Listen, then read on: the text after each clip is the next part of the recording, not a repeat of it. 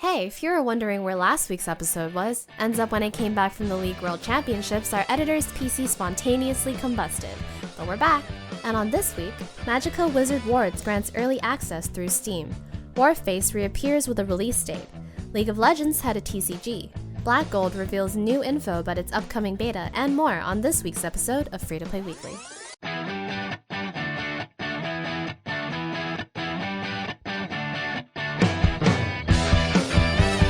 Anyone who's ever played Paradox Interactive's Magicka knows how much time players spend not completing the campaign, and instead accidentally reducing one another to quivering mounds of ash. Because of this, Paradox Interactive has decided to take the volatile magic and make Magicka Wizard Wars, a PvP-focused free-to-play game whose alpha has just been released through Steam's Early Access program. Wizard Wars has players using a combination of 8 available elements to conjure up a variety of offensive, defensive, and utility spell effects, each with their own strengths and weaknesses. Currently, the alpha features only one mode of play, where players fight for their life and control points. Teams starting at 100 points and reduce their other team's score by roasting their enemies and holding control points, which also double as spawn areas. Currently, the devs are allowing players into the alpha for free as capacity allows, but you can guarantee your spot by purchasing one of the 3 early access packages starting at $12.99.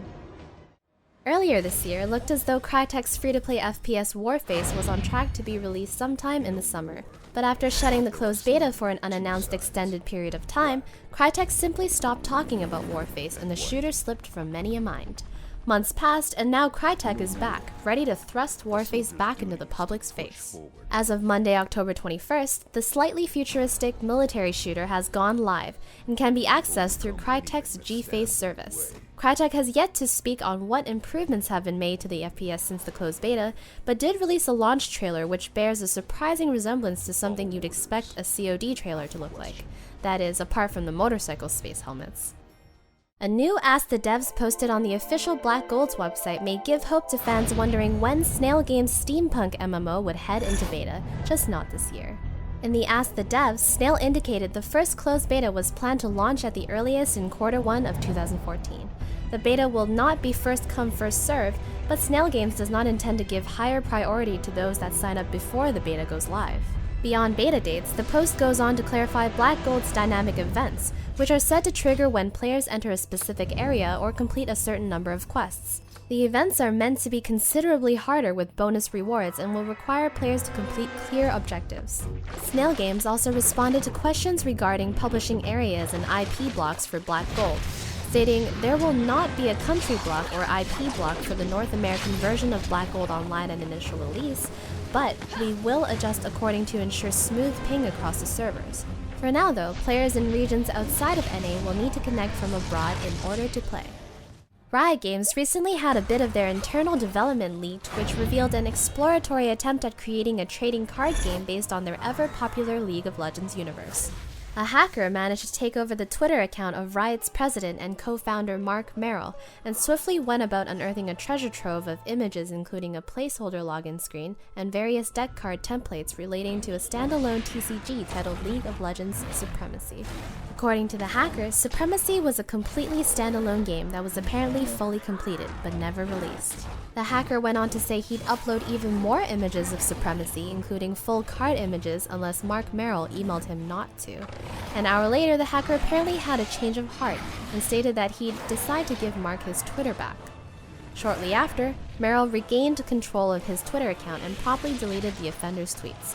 Merrill went on to say that while the images of Supremacy were indeed legit, they were old and only represented one of the many prototypes Riot had experimented with. At this time, though, it appears as though Riot will be keeping Supremacy in the vault, with no plans on releasing the TCG.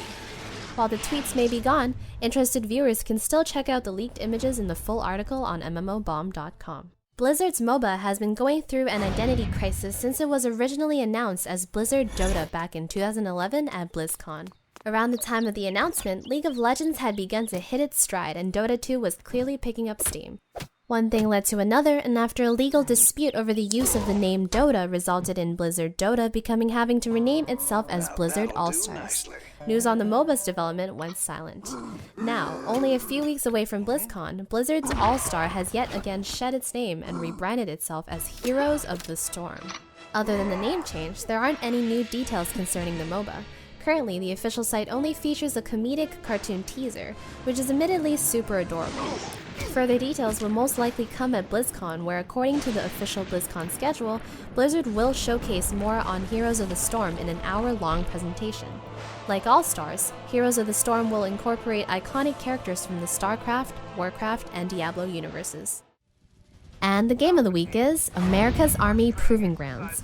Proving Grounds is a squad-based tactical FPS developed by the US Army, which attempts to mimic true realistic military combat.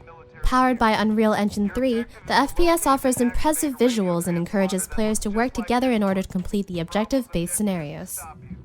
Weapons in Proving Grounds have realistic recoil and require players to steady their weapons and fire careful bursts in order to accurately hit targets. If a player is hit, they must bandage themselves to stabilize their health and prevent the further loss of blood. In Proving Grounds, players can engage in 6-on-6 or 12-on-12 matches and can earn just as many points not only by securing enemies, but by supporting their teammates, reviving downed allies, and completing objectives. The FPS offers a variety of maps with intricate paths providing multiple opportunities to tactically flank enemies. Proving Grounds is completely free with no cash shop and provides players access to all available equipment from the loadout screen. So if you're looking for an FPS which focuses on smaller squad-based realistic warfare, offers detailed visuals, voice over IP, and is completely free, then be sure to check out America's Army Proving Grounds. That is going to be all on this week's episode of Free-to-Play Weekly. Don't forget to like, subscribe, and leave a comment in the comment section below. And be sure to head over to MMOBomb.com for more free-to-play action. Until next time, Natsumii out.